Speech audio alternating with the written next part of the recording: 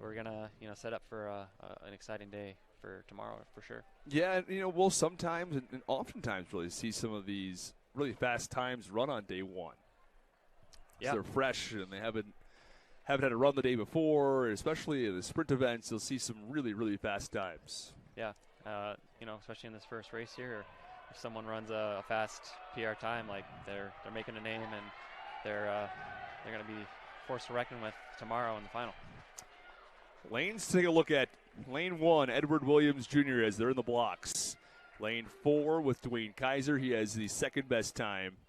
And then the third best time from Stonehill in lane 8, William Tinkham.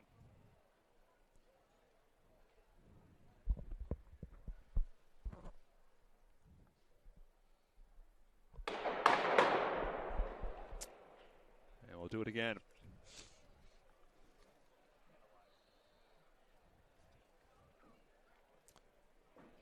That second gun is always tough on the nerves, yeah, especially to start the meet.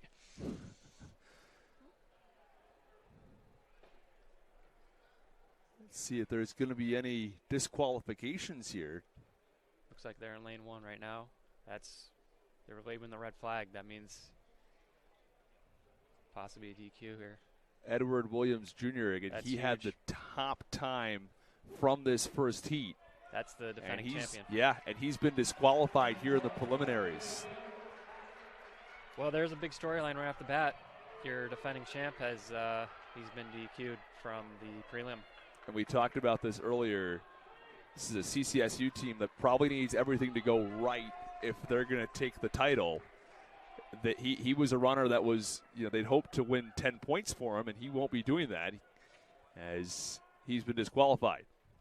You're right. So looks like Kenny Agwu is going to have to step it up here for CCSU. The top time remaining is from FDU's Dwayne Kaiser. He's in lane 4. And they're underway. It is Kaiser. He's there with Agwu there at the front, and Kaiser is pulling away at the finish line. Let's see what the time is from Dwayne Kaiser.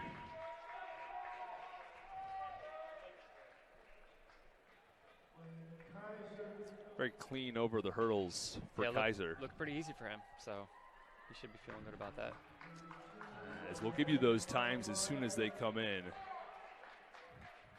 But Kaiser will be competing tomorrow after winning heat number 1. So Kaiser 8.32, Litwinovich 8.55, Tinkham 8.57, and Agwu at 8.63. Damon Wilson at 8.68.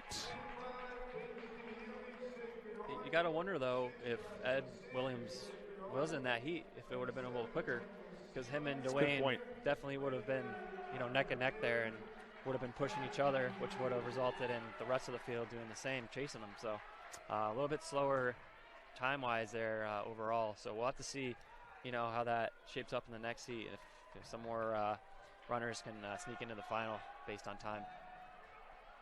Right. So just as an idea here, 8.63 is the 4th best time in that first heat. 8.68 is the 5th best time.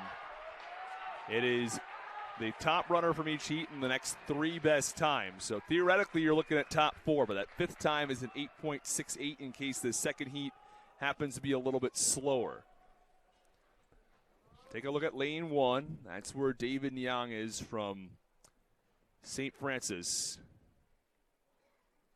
Second best time is John Ely from Merrimack. He's in lane 4. Underway. And it's Nyang who's off and leading the way. It is Merrimack's John Ely in second. We'll have to take a look at the times.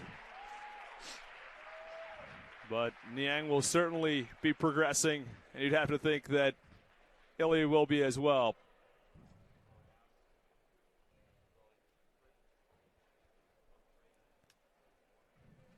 It was pretty close after the top 2 runners there, so these times are going to be important, and they're faster.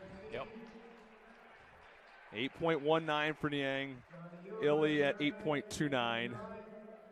Ian Hines at 8.55. And then Joshua Sanders from Sacred Heart at 8.73. So that's why we take a look at those from the first round, because it looks like our top times for the non-winners would be the next 6 best times. So the next 6 appear to be Ilya at 8.27. Then Ian at an 8.55, Winovich at an 8.55, Tinkham at an 8.57, Agwu at an 8.63, and Damon Wilson at an 8.68, which would put Joshua Sanders on the outside looking in. Yeah, it looks like Telly from FDU also is looking in, and he was coming in with one of the fastest times. So that's just how it goes, and we're seeing that already, that things can take a turn, in the prelims. Never really know what's going to happen. That's the fun of track and